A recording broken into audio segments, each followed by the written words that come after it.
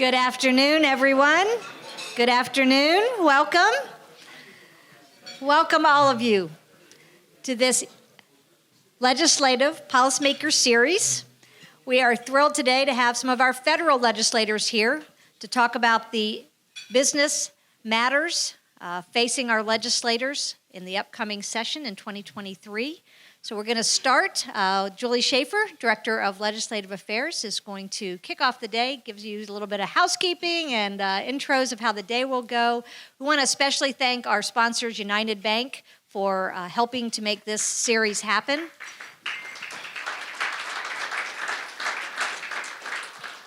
Mr. Smith, Harry Smith, is traveling today, couldn't be with us, but we certainly thank them for their support. So, Julie, if you'll fill us in on all things legislative affairs coming up for the chamber. Thank you. Thank you, guys. Before we get started, if we could just stand for the Pledge of Allegiance. Oh, it was over here. I pledge allegiance to the flag of the United States of America and to the republic for which it stands, one nation, under God, indivisible, with liberty and justice for all. Well, thank you and welcome again. We have recently called our public policy events a PolicyMakers series, and this is our second official function under that new brand. We met with our local administrators in October, and today we are going to meet with our federal officials who represent us in Washington, D.C., and we are very excited to have them here. Chris West will introduce them later, but as you know, we are in a new congressional district. We're in the 6th district now instead of the 10th, and we'll be represented by Congressman Ben Cline, so we're thrilled to have him with us today. Yes.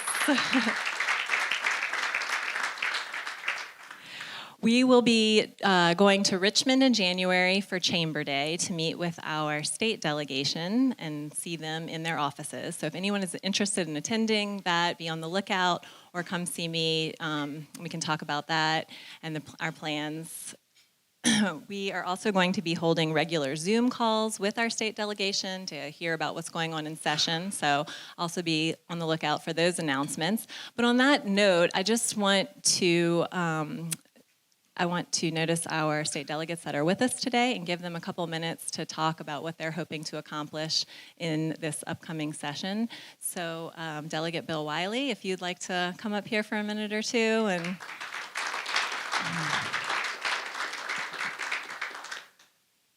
Thank you. Good afternoon, everybody. How's everybody doing today? That's pretty good. That's pretty good. So this year, of course, is coming to an end, and we have a new year next year, which is our non-budget year, 45 days to make the proverbial sausage from our end.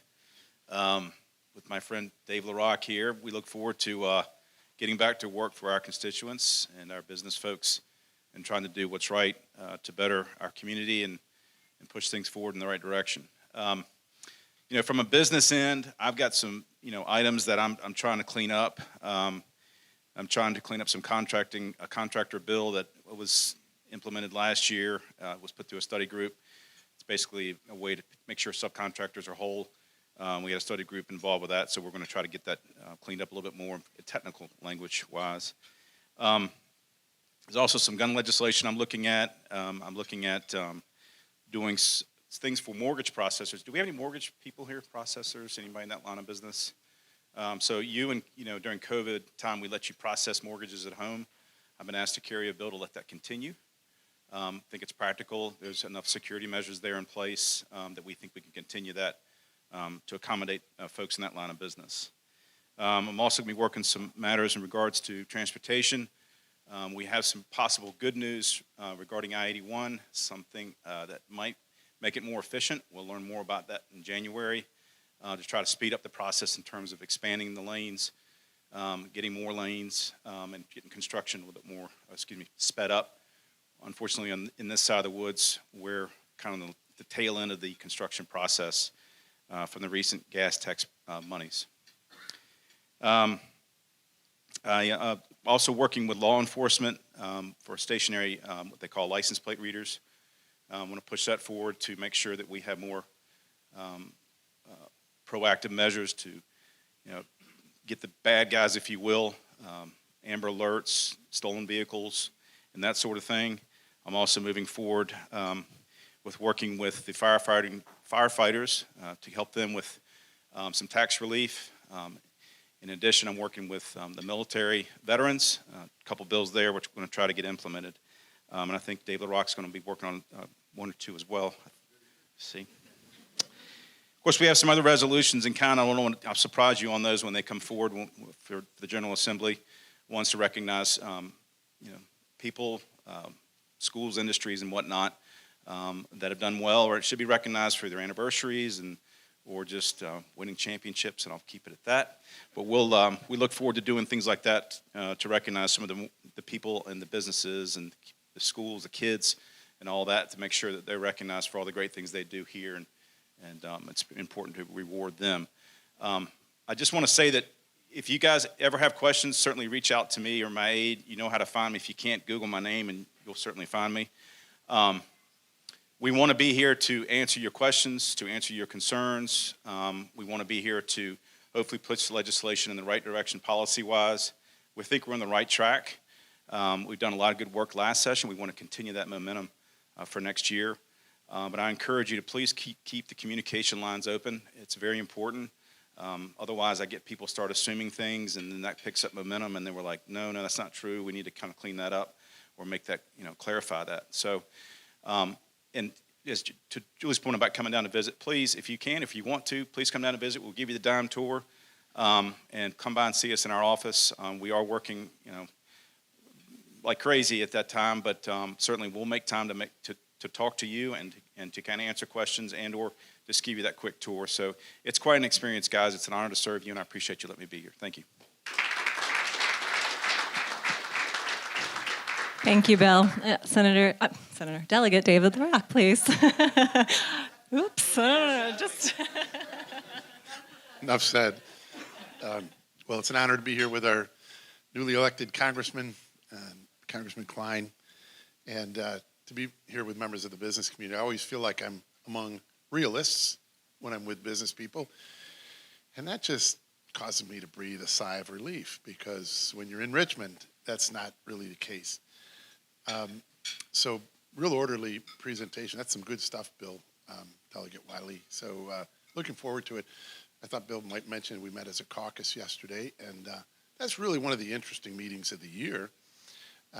We meet every day during session, but you really get to know some of your colleagues, and we got some unifying to do. Let's just leave it at that. But on things that relate directly to business, I think we are pretty unified, and I'm really glad to say that. I am so relieved to know that in Washington that we now have a restraining influence, if nothing else. And I don't get me wrong, I don't mean to set expectations low, but in Richmond, that's what the House has served as now for 1 year. We've restrained the Congress, and we have limited what the Democrats have. Sorry, I try not to get real political here, but there's been a lot of anti-business activity going on, needless to say. And so we're really looking forward to unpacking some of that. I've kind of put together a laundry list and put them into one bill. Top of the list would be things like collective bargaining for public employment, project labor agreements, things that really drive up the cost of just about everything. We'd like to walk some of that backwards. I think the lawyers in our caucus, and there's plenty of them, the joke was 2 years ago was that this was an employment boom year for, what do you call an attorney that would bring cause of action on behalf of an employee?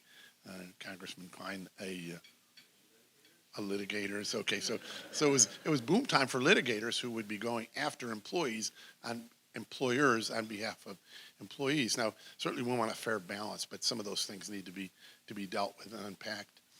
The big thing, I think, on my mind, and I'm not sure what exactly we can do about it, but is energy policy. So as inflation is kind of spiraling and affecting businesses, no doubt, and as well as particularly the regressive part of it, affecting the people who need our help the most.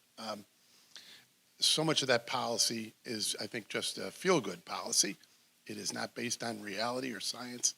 When you declare a carbon dioxide that we breathe out, that plants breathe in, and start to deal with that as a toxin, I mean, the only thing left would be rain, and I think that is actually underway as well, to treat that as a toxin. So all of that stuff, just driving up the cost of electricity, banning fossil fuels, we've got to turn that around. I like getting up in the morning and being able to turn the lights on and be in a warm house and drive a car. You know, if it's plugged in, fine. But I do kind of have a bent toward the kind that run on diesel or gas. And I think we're going to be there for a while. So all of this that's taking place under the policies that were put in place by in the past 2 years ignore that people like to have to make the decisions for themselves, and that we need alternatives that are reality-based. So that, I think, is what we can do for you as businesses, what we can do for consumers, is to drive the narrative and the policy in a direction that so that we're not driving up the price of everything, which, and I don't know what you can manufacture, anything physical. Anybody think of anything you can manufacture without electricity or transport it without fossil fuels? I don't think it exists. Very good. Okay, there's probably a couple other things, but those are, I think, the priorities that I'm really looking toward. I'm not a fan of windmills out in the ocean as a way to drive down the cost of electricity. To me, that's just not realistic. So I'll be trying to move our caucus in the direction of reality-based energy policies, not because of any personal preferences I have, but because I think that's what we need to do to kind of nip this inflation in the bud, if we can, slow it down, and drive down the cost of just living in Virginia. And I hope that Congress will be moving in the same direction, because it's just gotten to the point where without it, we're just going to be kind of spiraling out of control. I hate to sound doomsday, but you just have to look. Well, Europe they're going to be hard pressed to stay warm this winter, and that doesn't conjure a happy feeling for me. So can I get an amen from the Funkhauser people? All right. Well, it is such an honor to be able to represent the people of the Valley here, and I just can't say how much it is added to my life to feel like I've maybe made a small difference, and occasionally maybe a little more than a small difference. But we're glad to be there with Delegate Wiley and the other members of the General Assembly, really to do the best we can to move things in the right direction for businesses and for your customers, my constituents. So thanks for that. Thank you, Delegate LaRock, and also failed to thank Les Veach from Winchester City Council for being here. So thank you for joining us. Our goal with the PolicyMakers series is to make sure that your voices are heard with your elected officials. They can't make informed decisions unless they hear from you. So please continue to show up at these events. We need to collectively elevate the voice of business in our region. We are the fastest growing region in Virginia, and we want to make sure we don't just grow, but that we grow well. So I encourage you to, come to these events. Look at our website. The Public Policy Committee came up with legislative priorities that will kind of guide us through the next legislative sessions. So please take a look at those. There's a legislative toolkit up there that will help you stay engaged with your officials throughout the year. Please use me as a resource, and if you would like to join our Public Policy Committee to help make some of these decisions, we'd love to have you. We need all industries represented, so please come see me about that as well. But I know you didn't come here to hear from me today, so I will introduce Christopher West, who probably doesn't need much of an introduction with this group anymore, but Chris was born and raised in Winchester. He's been a partner at Jackson West Consulting, LLP, a bipartisan public affairs and government relations firm for the past 15 years. His areas of expertise include direct local and state government lobbying and federal public affairs. Before becoming a lobbyist, Chris worked in the United States Senate, the Office of the Attorney General for Virginia, and as a deputy clerk right here in the Winchester Circuit Court. So I will turn it over to Chris, and I'm going to move this podium out of the way. Thank you, ma'am. Anybody here from Texas? Nobody here from Texas. We have a couple clients in Texas, and in Texas they have a state flag pledge. So when you turned, Julie, to the Virginia flag, I thought, my God, does Virginia now have its own Pledge of Allegiance? Because in Texas they say their Texas pledge before. Oh, does it? Doesn't? Well, they don't recite it, I guess, at events that they do in Texas.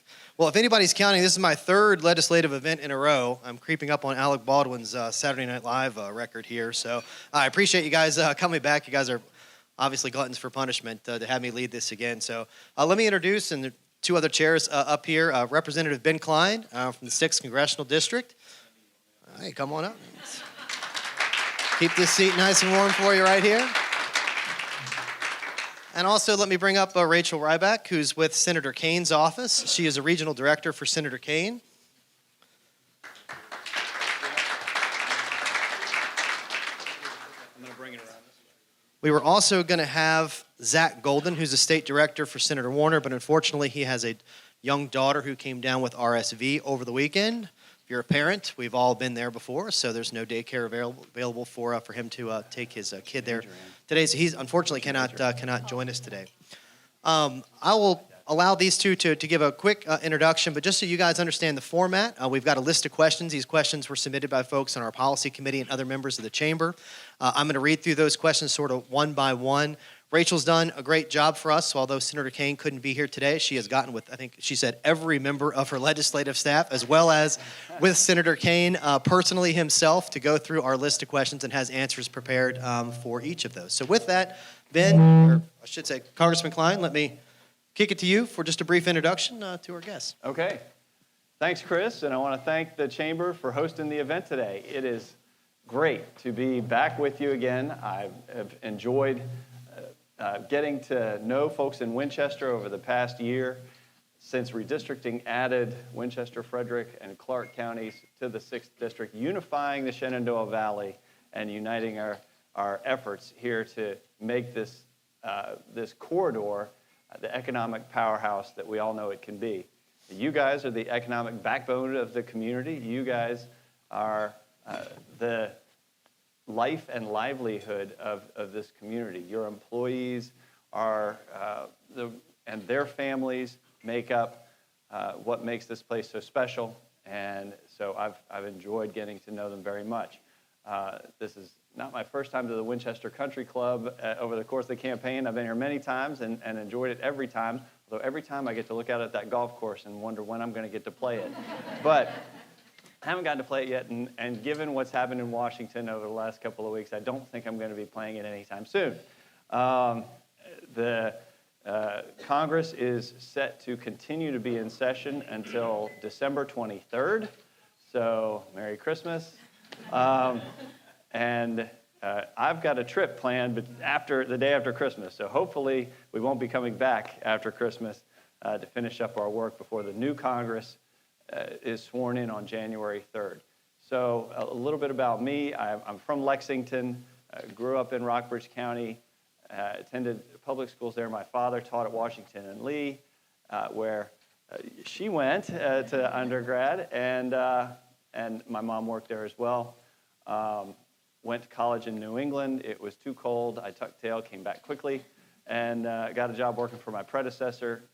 Got elected to the State House, where I got to work with Dave LaRock and Bill Wiley, both of whom are doing a fantastic job for this area, and recognizing through various iterations of the General Assembly, actually worked with her boss too. I served with Governor Kane, Governor Warner, and many other governors and majorities of both parties. And that was where we learned a lot of the lessons that I'm trying to take to Washington about working together, no matter which party is in control of the Senate or the House or the governor's mansion. You learned how to work together. And I've told this story, so forgive me if any of you have heard it. In Richmond, we start at noon after our conference meetings, and we have what's called morning hour, when you get up and give speeches, recognizing people in the gallery, talking about anniversaries or things that are going on. But also lunch is served in the lounge in the back. And so you will, if you watch it on TV, you will see members pass behind the speakers, whoever's speaking on the floor, on their way to the lounge. And if you see a lot of them, that means the speech isn't very good. It's called what we call a drive them to the lounge speech. And when you get to the lounge, there's one buffet, and it's bipartisan, So you get in there, you're in line, Republican, Democrat, and there are small tables where you sit and just get to break bread with your colleagues of both parties. You don't talk about work, you don't talk about legislation, you talk about your kids, you talk about your life, your job, because they're a part-time legislature. You talk about the disaster that happened recently, whether it was a storm or a hurricane or a snowstorm or whatever, how it's affecting your community. And that's where the grease is made for making legislation work. Because when you're on the floor and you stand up and you're arguing against a bill, sometimes passionately, or you're in committee and you really have to defeat this bill because it would hurt businesses in your community or hurt the people of the Commonwealth in your view, you have to look at that person who you just had lunch with and whose kids you know now by name and who that the spouse was sick or that the kids aren't doing well in school or having issues. And you have to talk to that person and you have to reason with the person and the rest of your colleagues, but you do it in a way that is productive. You don't do it in a way that's hyper-partisan. You don't do it in a way that's meant to tear people down. You do it in a way that's meant to bring the process closer together and work for the benefit of the Commonwealth. So I go to Washington after many years in Richmond, and I get to the House floor, and they're giving me a tour, and they say, well, here are your two lounges. There's the Republican lounge, and there's the Democrat lounge. And they'll serve you lunch back there, and you can sit with your colleagues and talk. I said, do the Republicans ever go in the Democrat lounge? Oh, no, never heard of. You're not allowed to do that.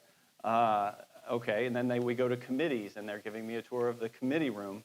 They say, well, here's the Republican entrance to the committee lounge for Republicans, and here's the Democrat entrance to the committee for the lounge for Democrats.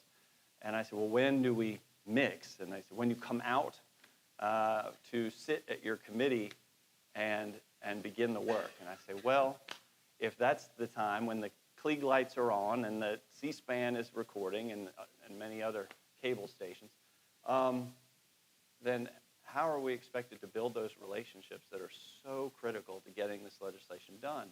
And that has proven to be the biggest challenge over the last 4 years. It has been very, very challenging. Fortunately, Virginia has the tradition of working together. So we are the only state that has a bipartisan delegation lunch every month. Both senators, and they attend, absolutely. And so we get both senators, and it's usually in the House offices.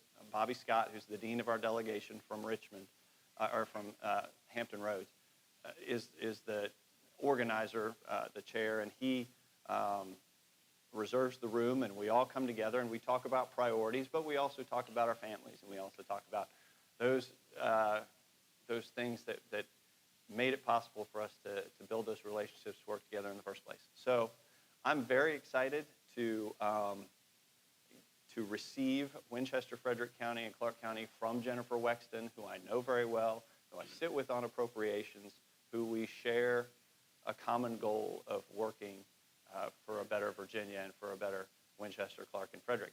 And that won't stop regardless of who represents it. But now that Republicans are moving into the majority, I hope that I can be an advocate for this area. I hope I can be an effective representative for this area, working with our elected officials at the state level and less here at the local level, and taking your priorities to Washington and actually building not just a better Winchester, Frederick County, or a better Congress, but a better country that respects each other and that strives to be. We are a divided country, but we can disagree without being disagreeable. And that's what I'm hoping we can accomplish in this divided Congress in the next session. Sorry it took so long. Thank you very much. Thank you. Hope everybody had a great lunch. All right, let's head home. I apologize. Thank you, Congressman. I appreciate it. One quick housekeeping item. Folks, if you have a cell phone, please take that out and do turn off your notifications and turn off your ringers. Councilman Veach is wearing a red jacket. Makes me think of the Salvation Army. If your ringer goes off or if a notification goes off, that's $10 in the next red kettle that you pass. It's the season of giving. It's a season of giving. So with that, Rachel, I'll kick it to you just for a brief introduction. Tell us a little bit about your district, yourself. You got some great connections to Virginia as well, so please share those. Yeah, so I'm Rachel Ryback. I am Senator Kane's Northwestern Regional Director, and so that's Fairfax Loudoun out to here, and then Northern Shenandoah Valley, I think, starting at Rockingham, starts to be my Central Valley counterpart, but I represent him on the ground. I go to events when he is stuck on the Hill, and I kind of report back to him on those events or take notes of when I do have him for a day, what I want to bring him out here and do. We've seen the Frederick Water new quarry water treatment project out here. We've gone to the Shahada Innovation Center High School because he really loves CTE education, and those were kind of things that I had gotten invites to on my own and remembered. So, I mean, I can give any of you my contact information if you wanted me to come see your business, a project, an organization you're passionate about. I can come and kind of keep tabs on that for him. So, and I have, like Chris said, pretty much, I think, touch base with every single one of our portfolio areas in looking at the questions for today. So I'm not completely off book. I was getting edits as early as this morning, but I'm excited to hopefully answer some of them and take more questions back if needed. Thank you, Rachel. And let me also briefly just point out, Debbie Garrett is also here. She is Congressman Klein's district director. And Rachel makes a great point, folks. I mean, especially when you think about like the August time frame, they do a 2-3 week August recess period, typically with the Congress. Great opportunity when these folks are in district. They have other various district work periods too, a lot of times around holidays. If you've got a business or a grand opening or an expansion or something that's innovative, again, eye-catching at your particular place of work, think about contacting either Debbie or Rachel, or I'm sure Ben will be handing out a cell phone to everyone here after the event. But let them know, and certainly the earlier the better. They typically pack those, especially those August recess visits, with 4, 5, 6, 8 events every day. So great opportunity if they get here in district to have them come out, visit your workers, talk to them, et cetera. So again, a great opportunity. So thank you both. Thank you both for being here. I go to a grocery store that gives me 10 cents off my gas for every $100 I spend. Up until about 2 years ago, I might get 10 or 20 cents off a gallon of gas. But now my gas is pretty much free because my groceries are costing so much money each and every month. Congressman, can you talk a little bit about inflation? How did we get to this point? And let me ask specifically, do you believe that some of the federal spending over the past couple of years here during COVID maybe contributed to the situation we're in right now with regard to prices? Well, there are a lot of different factors leading to the inflation that we see right now, and it is something that is new to me. I mean, I grew up in the 70s, but I was a youngster during the last bout that was this bad. So I'm doing a lot of listening to those who are in the business community, are experiencing it firsthand, not just from a personal perspective, the fact that we all are facing higher prices at the grocery store, higher prices at the pump, but also from an input cost perspective, from a labor perspective, from a global perspective where you have international competition. We have China as a factor. We have Russia now as a factor with regard to wheat supply, with regard to gas supply to Europe. It's very complex. And so not having a degree in economics, my father taught economics at Washington and Lee, but I was a politics major, so I like to say I got a BA in BS. and then a law degree, so now I'm a professional. But as far as inflation, I do think that spending did have an impact. And what we need to talk about are solutions. I am concerned that the Fed is not done. I do think that they are going to keep raising rates at an aggressive clip, and I think they, whether by intent or by just likelihood, are going to be pushing us into a recession. I'm very concerned that we are going to definitely, and I'm not trying to jump from question to question that you've given me, be looking at higher unemployment rates as in the face of a tight labor market as we get to recovery. We can get there, but I think that one of the fastest ways to get there is going to be through our energy policy, and Delegate LaRock touched on it, and some of you are in the energy business, but to impact energy costs globally will require a major shift in policy at the federal level regarding production and domestic production, and how we give energy industry the reassurance it needs to invest in increasing production. When you have some saying we need to end investment in fossil fuels altogether, that is a disincentive to production, and that is a disincentive to investment. And we do need to have a shift there if we're going to bring prices down, which will cascade across everything. I mean, we see 7-8% inflation at the stores. Farmers are seeing 40% inflation on their fertilizer costs. They're seeing massive levels of inflation, and they struggle on a regular basis, much less during economies like this. So I do think energy policy is going to be the key to addressing inflation, but I do think it's one that affects everybody in this room. And so I look to you all to hear exactly which policies we can target for maximum effectiveness. Well, one more point on this, and then I'll move to some of the questions that I'm going to be prepared for ahead of time. The Inflation Reduction Act. Mm-hmm. Did you vote for it? And is it going to, in any way, impact reducing inflation? I did not. I am concerned that the spending, and I'm trying to reflect the fact that there are 2 points of view on this issue. My colleague, Senator Kane, has a different point of view.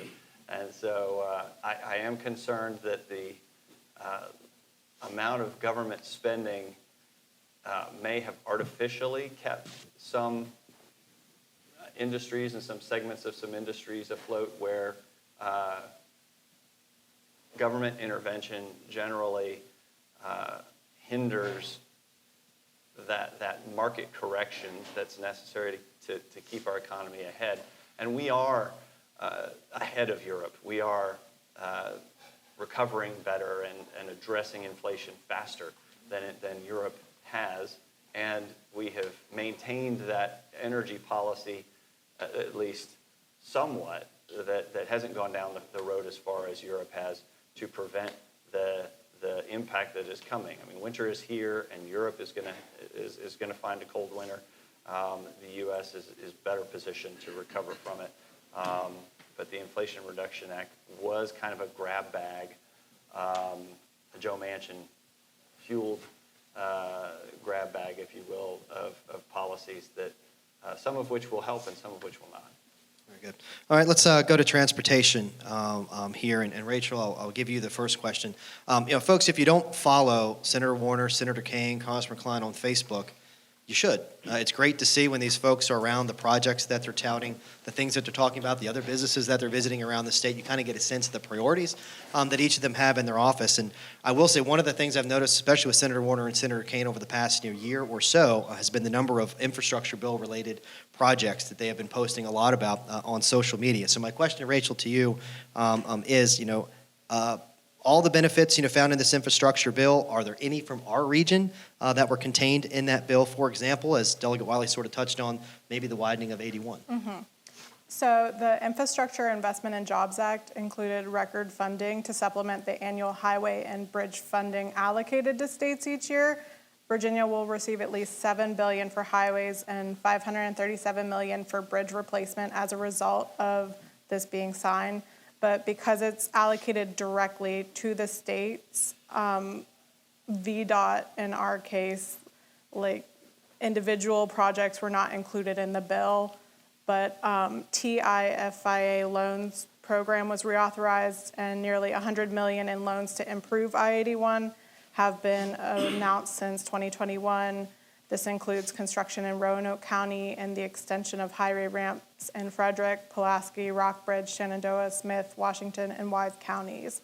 So like when we get into the individual projects, that's more going to be congressionally directed spending, which I can touch to later as well. But this is more like giving Virginia the reins on the money that's been allocated there. All right, thank you. So to touch on that too, Ben, I mean, you can certainly answer that same question, but let me sort of expand that a little bit. I mean, 81 is the spine of your entire district, right, from Roanoke to Winchester. What can you do yourself? What can we do as folks here in this room, as a chamber, as constituents as a whole, business owners, to elevate that need? We are not only competing in this sense with Hampton Roads in Northern Virginia, which seem to dominate transportation funding at the state level, but now we're competing for the federal dollars on a national level, right? Virginia, get that $7 billion. What can we do in this room? What can you certainly do? Obviously, 81 being an important part of your district. It is critical, and we do need a third lane frankly, from Winchester to Bristol. But the cost is enormous, and that wasn't an applause line, but I'll take it. And the part of the infrastructure bill that is going to roads and bridges will help. It goes through the CTB. I wished it had been larger, and that was my reason for not supporting the infrastructure bill. Why wasn't it? Because I'm trying to be as feel of the holiday spirit, but you're pulling me in a direction that's forcing me to say, the inclusion of a lot of funds, or the direction of a lot of funds toward a broader definition of infrastructure than I would have initially defined it as, being core roads and bridge construction, all from things that we all may share a support for, like broadband, but to mass transit, which some would consider core infrastructure, but also to electric vehicle construction, charging station locations, which I do not view as core infrastructure. But that said, the amount that will go through the CTB and through the formula will be helpful. It won't be as much as we need, and that's why we're hopeful that in a more balanced Congress now, we will see a reconsideration of funding directions, not just for infrastructure, but for COVID. There's still $1 trillion in unspent COVID money out there. With $30 trillion in debt, ideally... Delegate Wiley is salivating right now when you said $1 trillion out there. Go towards our deficit. We're running record deficits, but as it is, if we could redirect some of it to core infrastructure, and we have other issues that we'd like to see addressed, and the border and energy and other things, I think the Republican House will be trying to look at some of that money and how it can be redirected. I'm on the Appropriations Committee.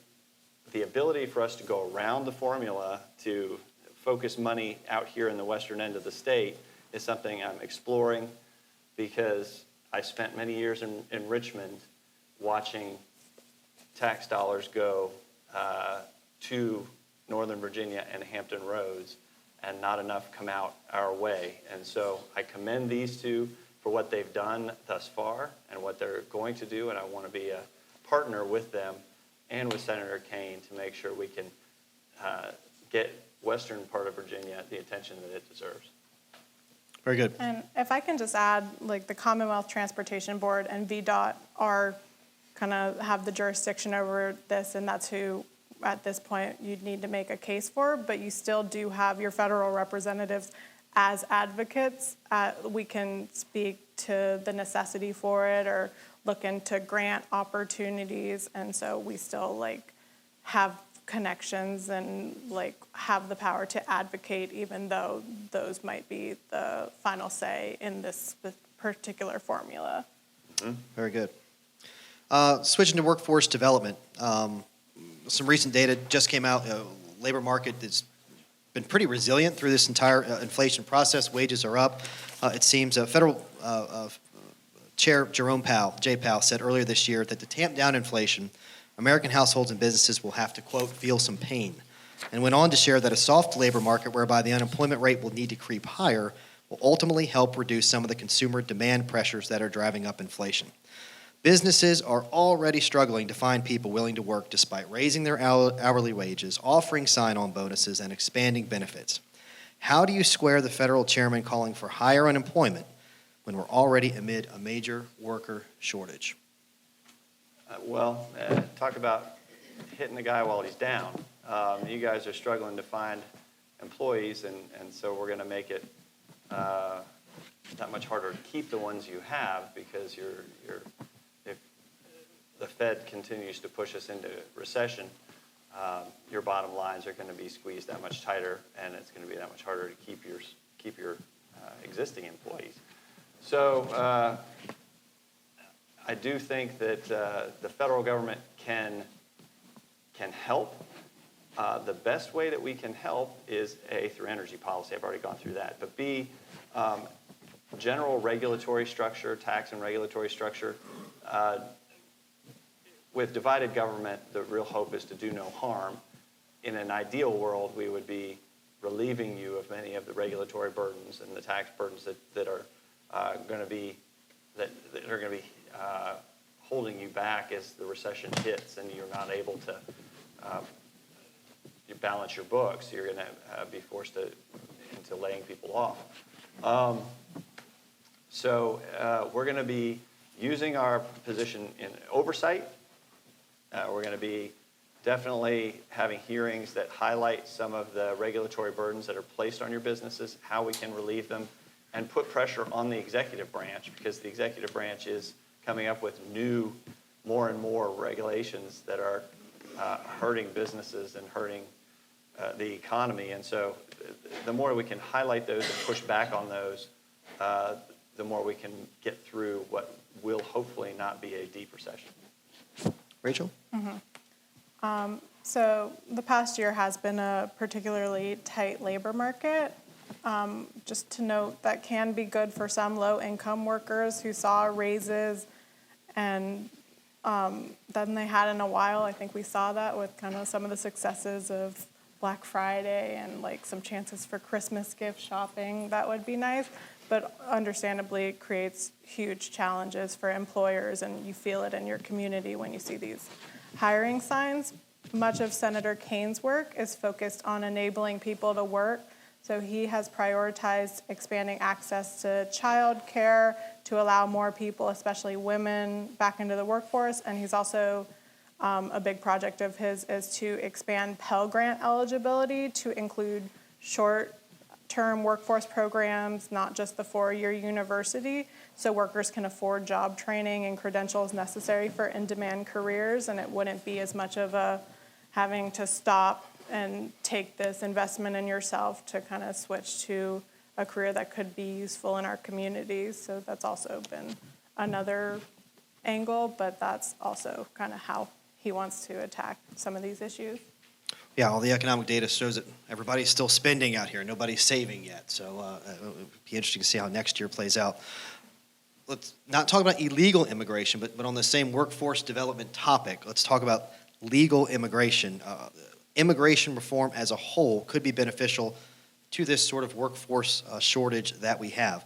Can you talk about how and why are you supportive of that, Congressman Klein?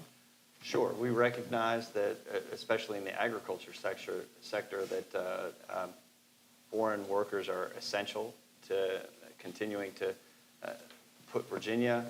Agriculture is the number one industry in Virginia. Virginia leading the nation and the world in production and feeding the world. But we have an immigration system that is disincentivizing folks in other countries from pursuing legal methods to come work in this country. It is so cumbersome. It is so burdensome, and it's especially for ag workers. I mean, you've got a part-time system, short-term visa system where you need more certainty and you need more efficiency and a response time that gets them answers and gets them here and enables them to help feed their families, send money home, or relocate their families, become productive members of society, ultimately maybe legally immigrate to this country and live the American dream. And so we want to make that happen, but we need fundamental changes to our legal immigration system that don't push people to illegal solutions and making that journey and trying to declare asylum when the conditions don't meet the definition of asylum in our code. And then we have you in limbo where you're in this country, you've entered what many would consider entered illegally, declared asylum for reasons that are questionable, awaiting your hearing in this country, and given a court date years in advance, and then you just, many will fade into the background and the underground economy. That's not healthy for our long-term economic system. That's not healthy for them. It's not healthy for your businesses. And so we do need to fix the legal immigration system. So that's where they go to first for solutions. Yeah, I know in our regional office, Rachel, and I'll let you answer this one too. I mean, we also covered Northern Virginia. I mean, our constituent service reps were just hounded day in, day out with applicants for H-1B, H-2B visa program. So I'll kick this question to you also for Senator Kane's office. Yeah, I think immigration is a huge part in the puzzle to solve this. We can invest in our workforce as much as we want and taking down barriers so people can go to work, but I think the numbers there don't add up. We need more people and more jobs. Everyone I've met with, from agricultural sectors to recently a group of assisted living centers, said they need people. And I mean, I had that meeting the same week I was putting my grandmother in, moving her into an assisted living, and to hear like how short they are on people and like caring for your loved ones or healthcare and all these, like, we can't let this linger. We have to like take every puzzle piece that could solve this issue. Very good. Now, Congressman Klein, we do have a reporter here from the Winchester Star, so I'm sure the headline tomorrow is going to read your answer to this particular question here. I want you to say one good thing about President Biden, something that he has done exceptionally well. You're going to get kicked out of the Freedom Caucus, probably. What has Joe Biden done well? I could ask you one thing that he has not done well, or something you would have done differently, but I imagine we'd be here till 5 o'clock this afternoon. Long time. Right. I'm just thinking that. Folks, I even gave him this question ahead of time. And that's. Thought it would come to him in the moment. Yeah, right. I thought it would. Let's just say that he's not interfering in the Fed as it makes its decisions. I'll put it that way. The Fed That's a good point. Has the responsibility to address inflation, and the White House has not attempted to interfere. They're not. I don't know if they're able that much, but he has let the Fed make their own decisions. Very good answer. Very good answer. Rachel, this is softball for you. So I'm doing good. Okay. So this was one of the ones, like, questions like these, Senator Kane is very thorough, and like we can't just like make up opinions for him. So I went to LA's, but I also had to go to Senator Kane. So he said that something I think President Biden did exceptionally well was marshaling of NATO allies to oppose Russia's invasion of Ukraine. Putin thought Europe was so dependent on Russia that it would simply allow his forces to roll through Ukraine Instead, NATO members came together, hit Putin's regime with some of the hardest sanctions ever levied against a country, and added to its membership by bringing in Sweden and Finland. Senator Kaine was proud to support Sweden and Finland's accession to NATO through his role on Foreign Relations Committee. Putin's horrific invasion has backfired. If anything, it has demonstrated the power of proactive diplomacy and international collaboration, and the role the United States has as a leader of the free world to unite other democracies to oppose thuggish authoritarians. Straight from the horse's mouth. Very good. Very good. Sort of an open-ended question, Congressman Klein. What do you consider the most pressing federal issue here affecting businesses in Virginia, particularly maybe in this region? I know you're new to sort of this region, representing this particular region, but certainly over the next 5 years, what do you foresee as some of the more pressing issues for this area? Well, you guys are the fastest growing area of Virginia, and that's something that no other part of the 6th District is really seeing is that kind of burst of economic activity. We have economic growth in the rest of the 6th District, but not as aggressive as we do here. So you have unique challenges. Your transportation demands are first and foremost at the front of that. I have attended meetings of your transportation group and listened to your priorities, and I hope that I'll be able to help with those. And 81 being first and foremost, but I know you have bypasses that need completion and other parts of your the airport that is seeking to expand. But energy policy is the big thing that I'm going to be hoping that we address first and foremost. And we do need a shift from this administration on energy policy. We need to see it. We're going to leverage whatever power of the purse that we have in the House to make sure that we address energy policy early. If it means, forcing the president to acknowledge that we just can't meet our needs with windmills and solar panels that we do. And There's a ton of solar panels throughout your district now. I mean, just here in Frederick County, I think we've got a couple thousand acres that have now been approved. Don't get me started on that. Various projects, yeah. I'm not a fan of that. There's a huge solar panel project going on. It's going to take 2 years to build. We are delivering about 6,000 gallons of diesel a week to that project for them to get that up and running. Yeah. It makes total sense, Carrie. I'm in shock. I'm glad to have the business. I just don't even understand it. Not to mention the farmland that is removed from operation as a result. It's temporary. Of these It's solar temporary. farms. Temporary. Temporary. Removed. Yeah. I know what it costs to remove one of those solar farms from an acre. So. Rachel? So I think obviously Winchester and Frederick County have their unique issues, but I also think they're very representative of America at large: infrastructure, transportation, workforce development. So everything we can kind of put our heads together and solve here would benefit everyone in the country. But also, I know we're negotiating an appropriations bill for Shenandoah University to get a new master's program for more certified mental health care professionals, which is, there's a mental health crisis across the country, and so we're kind of trying to get ahead of that here, but that's also jobs and training, and so it all kind of connects together. Very good. Yeah, and I was going to mention after Congressman Klein's answer that Winchester, Frederick, and Clark about 17% in total of your registered voters in your district, which is certainly a significant portion, sort of bookended.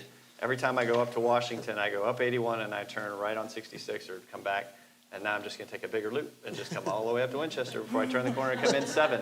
I actually had to get one of those passes for the toll road because I'm going to be using it so much coming in and out of D.C. there. I think they already have a couple of pictures of me. It's very confusing, and I think that me gripping the steering wheel, looking up going, is this right? Did it go Am through? I in the right lane? So you're that guy in the toll booth then, right? That everybody goes up behind. That's great. So what are these no-cash toll booths? I'm trying to figure these out. Anyway. Just speed up a little, right? No, that doesn't work that way. And you're on the Well, now transportation it's- committee and you're saying that. That's awful. That's awful. A few more questions, and then what I want to do, I do want to open it up just to an open Q&A if anybody does have any questions here in the gallery. Softball probably for you, Congressman Klein. What limits on federal spending do you support? And the answer cannot be all of them. No, there are core functions and responsibilities of the federal government. We are spread too thin at the federal level. We try and do too much with, and a lot of it is important. And for things like Social Security, Medicare, Medicaid, we have individuals who rely on benefits, who are currently in the workforce preparing for retirement based on current systems. We must keep the promises that we have made. Even though Medicare is going to go underwater in 3 years. 3 years, and that just means more people more people taking out than paying in. But we have to look at people like my 10-year-old twin daughters who won't have Social Security, won't have Medicare as an option if we keep on marching down the road the way we're marching. So we have to look at the long term. We have to make improvements to the program to protect it that will ensure that it does survive for future generations down the road. Rachel? And Senator Kane supports smart budgeting reforms that lead to better spending and tax decisions while improving long-term fiscal outcomes, such as moving to 2-year budgeting cycles, shifting the fiscal calendar to match when Congress actually works on appropriations, to reduce the time we spend on continuing resolutions, and incorporating debt to GDP targeting into budget processes. See, I'm probably the only member of Appropriations who actually likes the idea of a 2-year appropriation cycle, and that's from Richmond, where they passed their and I was, as I said, I worked with Kane. We balanced the budget every year that Kane was governor and I was in the House, because we had to go home and tell deputies, we couldn't get you a raise this year, we'll try again. Teachers, we couldn't get you the budgets for your classrooms that you wanted, but we'll try again. And Kane was governor from 05 to 09 through the worst parts of the downturn. I mean, we had to actually cut education spending for the first time in decades, and a real dollar amount less than the year before because of the 08-09 crisis. And we did it, and we went home to our constituents and we explained why, and the fact that we had to balance the budget, made the tough choices, and we can do it at the federal level. We just have to have those conversations and make the tough calls. But we can do it, and a 2-year budget cycle where you budget 1 year for 2 years, and then the second year you can amend, like they're going to do here. And if they don't amend, if they gridlock or deadlock, then the current 2-year budget just keeps on going. And that's why you should do it in Washington, because you can avoid those shutdowns because the existing underlying budget will continue. And so we agree on that. I'm just going to end it right there, I think. I mean, that's my job is done. Yeah, my job is done. Well, let me open it up to Q&A. I'm going to kick it to Tom Stamulus first, because Tom's got a nice detailed question. But let me first thank you both for participating here. Folks, questions we'll just do directly to Congressman Klein, since Rachel won't have time to get every legislative aid. I'll get him on Or the Senator phone. Kane on her cell phone to give you a proper answer. Or Rachel, if you do want to answer, I'll leave it up to you, but I certainly won't put that pressure on you. Let me answer for Kane, and then when I get back to D.C., we'll see how I do. So, Tom, do you just want me to read your question for you? It was just I can read it. I'll read it. So here's a question. The post-9/11 GI Bill helps veterans pay for school or job training. If they've served on active duty after September 10th, 2001, they most likely qualify for the post-9/11 GI Bill. Originally, their post-9/11 GI Bill benefits would expire 15 years after their last separation date from active service. Therefore, a veteran had to use all of their benefits by that time or lose whatever was left. However, due to the Harry W. Comery Veterans Education Assistance Act, which was passed in 2017, also known as the Forever GI Bill, brought significant changes to veterans' education benefits. Most changes enhanced or expanded education benefits for veterans, service members, families, and survivors. However, it made a significant change where, if your service ended after January 1st, 2013, their benefits would never expire. However, if your service ended before January 1st, 2013, their post 9/11 GI Bill benefits would still expire 15 years after their last separation date from active service. Therefore, a veteran still has to use all of their benefits by that time or lose whatever was left. Would you co-sponsor a bill to amend the dates where all veterans who served after September 10th, 2002 have access to the benefits they earned that would never expire? Okay, very specific question. I think that the bill that they passed to make it so that benefits did not expire was a step in the right direction. To roll back the date from 2013 to 2002 is going to have a cost impact. I want to see what the cost impact is. It would be less than Ukraine. Well, that's true. And I think that we should expand not only should we seek to give more flexibility in when veterans use their GI benefits, I actually have a bill in to broaden the type of use that for their GI Bill benefits beyond education. And for many who come back, college is not for them. And so expanding it so that they can use it after taking a course in small business, can apply with an idea for a small business startup to use their GI Bill benefits for small business loan, or not loan, but a grant, is a bill that I've introduced.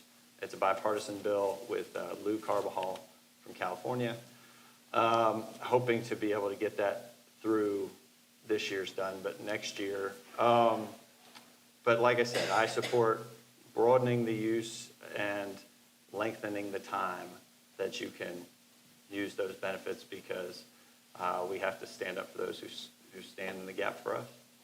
Rachel? Yeah, so Senator Kane was an original co-sponsor of the bill, which included 34 legislative provisions that improved and augmented educational benefits for our service members. In addition to eliminating the 15-year use it or lose it model under previous post 9/11 GI Bill rules, the legislation also improved benefit transfer and restoration options and expanded yellow ribbon program coverage. But I mean, that's why this is important, frequent touch points with veterans and hearing how it's working or seeing research of its effectiveness. So Senator Kane says he would be open to any changes that maximize a veteran's ability to retain their hard-earned benefits.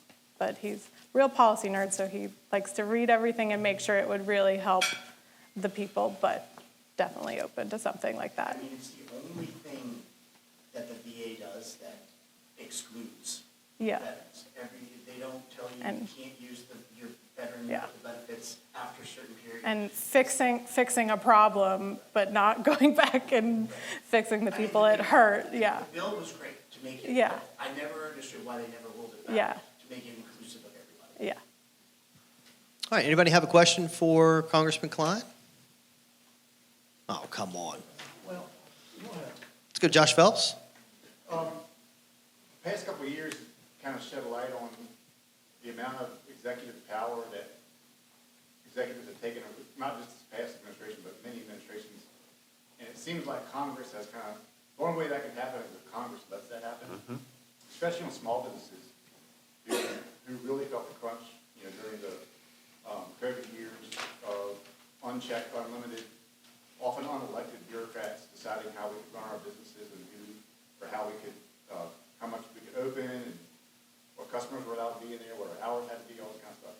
I'm just wondering, is there any idea or thoughts of a bipartisan package to just reassert the power of Congress in checking the authority of the executive branch? It would seem like that would be something that would be bipartisan when all you're doing is ceding power all the time and you're not kind of putting the brakes on that. Yeah. Courts kind of do that too. I think that you would get bipartisan support. One side sees it as a greater threat than the other. I think both sides would like Congress to regain some authority, but you also have the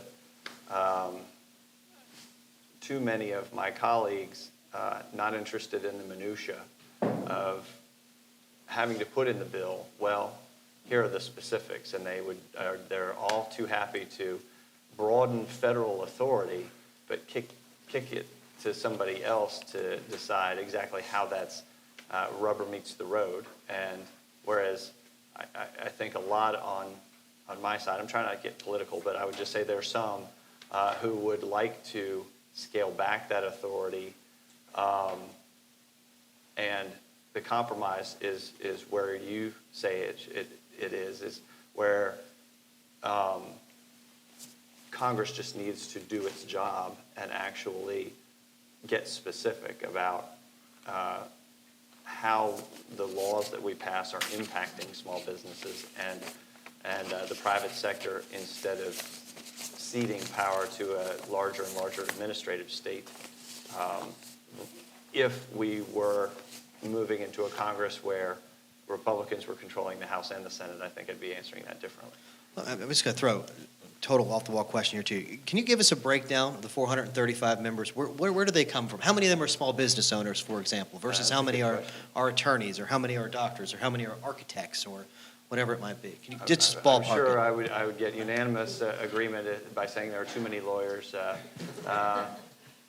I'm a recovering lawyer, and I do think we need a certain amount of lawyers, but we need people from the business sector. We have a very diverse Congress. A lot of folks retired. We have our first millennial members of Congress, so who I don't know what their jobs are, but I'm sure they're just getting started. But so I look forward to seeing all of this experience put to good use for the country. Carrie, I think you had a question. I do have a question. Yeah. My name is Carrie Nelson. I work with H&N Funkhauser Company. We're a petroleum distributor, but we also run handy-mart convenience stores. And labor is a big issue, whether it's in our HVAC department or in our retail locations. And recently, the chamber had an economic summit where they had a whole lot of different people speak. And one of the statistics was that before COVID, 66% of able-bodied workforce people were actually engaged in the labor market, and now it's only 63%. And I just find that unbelievable. What are these people, and what are they doing, and how do we inspire people to work in general? And I mean, small businesses are such a big, they're the backbone of the American society, but just the American dream, or being self-sufficient, and this thought of just wanting to do better for yourself and your family and future generations, like how do we foster that, and what do you all think about those two statistics and things? It's a frightening statistic. It's one we need to reverse, and we have to be from an early age teach the value of work and teach the value of self-sufficiency and not living in your parents' basement until you're 30, and actually putting in the time and the effort and being proud of that at the end of the day. That's a hard, I would say, battleship to turn around. But we all have to speak out more about the importance of those traditional values that have made this country so great, because others are speaking and they are being heard, whether it's on social media or in the halls of government, about the alternatives and paying people not to work during COVID, and ultimately we're seeing those the impact of that type of those types of policies and that type of rhetoric, and that's why we need to counter that more and more with a reminder of what made the country great and why hard work and dedication to a set of goals is so important. Can we get a bipartisan appropriation to open the Triangle Diner? Is that doable? That's a one-off, right? We can do that. Any other questions, folks? We're running a little bit out of time. Let's go to the back of the room. I haven't seen the latest poll, but Congress doesn't have too high a percentage of likability within the American populace. The master of the understatement. Yeah, right here. and one of your platforms, Congressman Klein, was to drain the swamp. What does that mean? Has both houses, the Senate and the legislature, have they considered the possibility of term limits for both houses? Could be part of the solution. Yeah, when you think you're indispensable, it's time to go. And, there are 1,000 people up and down the Shenandoah Valley who would do a much better job at this than I am doing. And when the voters decide that it's time for me to go, I'm happy to go spend time with my family and back in my community. But I think that term limits are a great way to encourage public service and folks to step up. But as long as it is not mandatory across the board, across both parties, and for all 435 of us, you have some who would tie one hand behind their back as they're seeking to fight for their community because they've self-term limited to 10 or 12 years. So I won't self-limit, but I will vote for term limits as long as they apply to both myself and Nancy Pelosi. So. That's a good breakdown. Rachel, you want to add to it? I don't know if this is directly related, but I just wanted to, I've seen Senator Kaine in front of countless high school auditoriums or college classes, and they ask him, like, how do I become, like, a senator? How do I become a politician? And his answer is to become an expert in something, and that's exactly what you were saying about the makeup of the Congress. Like, if you're a small business owner who sees a problem in the small business community and you want to step up and legislate a change you see needed, or he always talks about his colleagues who were healthcare workers and who saw some problem and wanted to come and fix it. So if you have more like that of people who truly just see problems and want to come in and fix it, and not just like people who view this as a career to do until they retire, then the same effect that you said you're going for, pretty much. Yeah. Well, folks, I think we're running out of time here. Let me just end on this. I have the fortunate business allowed to do this across the state for various congressional members. 90% of the time, those members have to leave early. They get up and leave 15, 20, 30 minutes early. I think this is the fourth or fifth event I've done with you, Congressman Klein. You stayed to the bitter end every single time. So thank you so much for the opportunity for us to get to talk with you today. Rachel, thank you so much for coming out and representing Senator Kaine's office. Hopefully we can do this here in another year or so with the both of you. And of course, thanks everyone for coming out today to this event. Appreciate it. Cynthia, any closing remarks? Thanks for being here, everyone. Good to go. All right. Thank you, everybody. Merry Christmas. Happy holidays.